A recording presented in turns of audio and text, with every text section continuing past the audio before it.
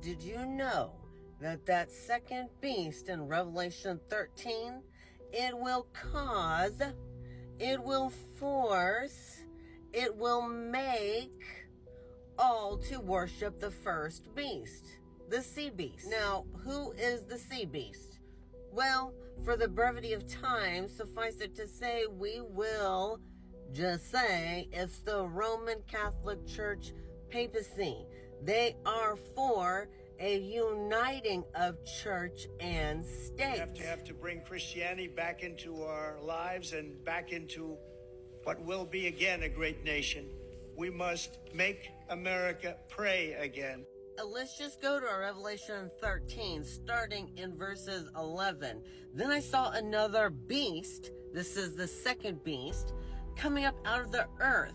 It had two horns like a lamb, but would eventually speak as a dragon. Now, lamb, it carries that connotation of Jesus.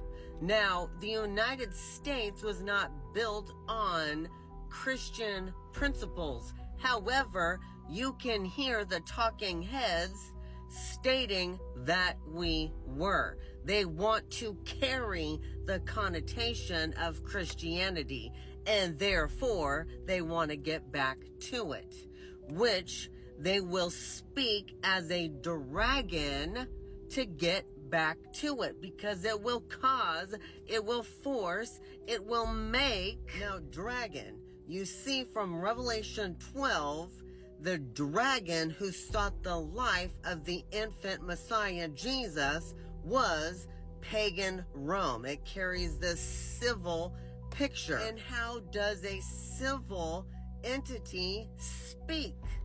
Well, they speak through their legislation, through their laws, being able to cause, force, make on pain of death. And it also involves SCOTUS. And did you know, how many Roman Catholics are in SCOTUS? Is it a 6-3? And one of them being a Jew and one a Protestant, so they say. All right, verse 12. And he exercises all the authority of the first beast in his presence, and causes the earth and those who dwell in it to worship the first beast, whose deadly wound was healed. Now, Revelation 13 verses 1 through 10 carry the 10 proof points identifying that first beast, the sea beast, as the papacy. Now, the wound which the papacy as an entity received was after their prophetic 42 months, the 1260 days, the times and the dividing of time, their reign, prophetic time, which was 1260 years. 538, they came into power, and they were wounded in 1798, exactly 1260 years. And who wounded them? Well, it was Napoleon's General Berthier who captured the then Pope, and they received their deadly wound. They were no longer able to have a civil and a religious arm combined. Verse 13, and he performs great signs, so that he even makes fire come down from heaven on earth in the sight of men. Now, this fire coming down, you see that picture of Elijah. Well, the false prophets thought they could bring fire down. So this is a picture of your civil entity with your false prophet, a commingling in the United States.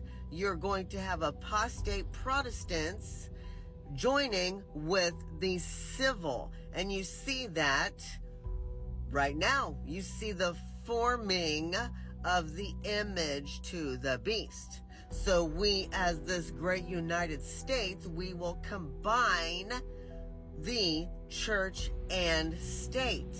And verse 16, he causes all, both small and great, rich and poor, free and slave, to receive a mark on their right hand or in their foreheads, and that no one may be able to buy or sell except one who has the mark or the name of the beast or the number of his name. So in a nutshell, they're going to have this religious connotation, and if you don't do what we tell you to do, then you will lose your life. It will be on pain of death.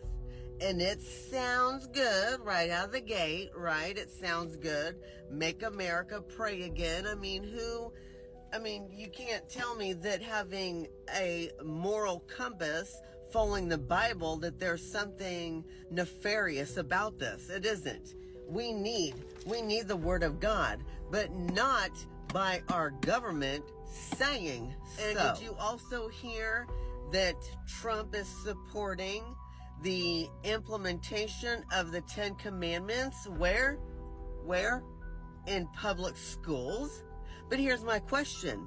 Which 10 Commandments will our government try to enforce? Because it is a fulfillment of Daniel 7:25 that the beast power would think to change times and laws.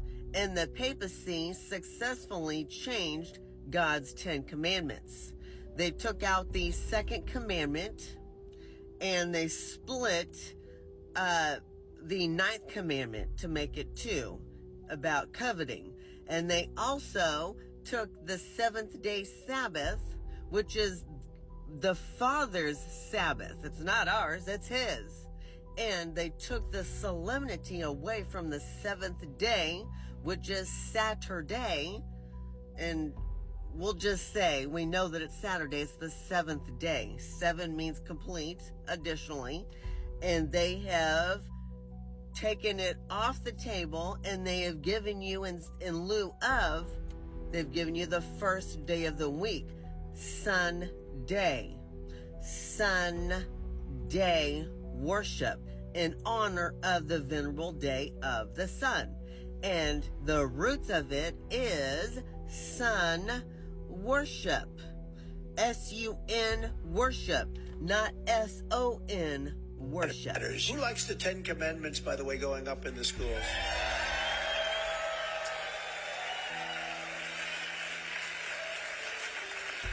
They think it's such a bad thing. I said, has anyone read the "Thou shalt not steal, thou shalt..." I mean, has anybody read this incredible stuff? It's just incredible. They don't want it to go up.